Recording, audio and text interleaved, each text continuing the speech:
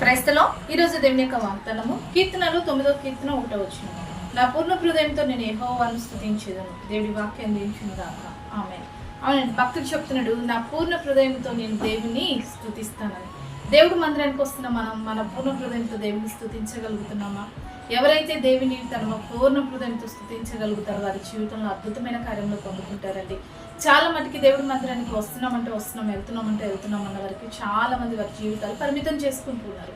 దేవుడు మందిరానికి వచ్చిన నీవు నీ పూర్ణ హృదయంతో కనుక ఆయన్ని స్తుతించినట్టయితే స్తుతి నీ స్థితిని మారుస్తుందండి. స్తుతి నీ పరిస్థితులను మారుస్తుంది. స్తుతి నీకున్న బలహీనతలను కూడా తొలగిస్తుంది. పరిశుద్ధ గ్రంథమైన బైబిల్ మనం చూసుకున్నట్టయితే అనేక మంది భక్తులు వారి ప్రతికూల పరిస్థితులలో, వారి కృంగుబాటులో, చెరసాలలో, వారికి మరి అసాధ్యమైన కార్యాలలో దేవుని వారి పూర్ణ హృదయంతో స్తుతించి అసాధ్యమైన కార్యాలు సాధ్యపరుచుకునేలాగా చేశారు.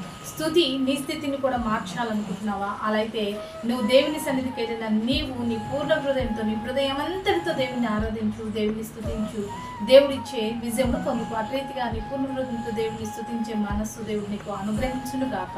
ఆమేన్. ప్రార్థన చేసుకుందామండి.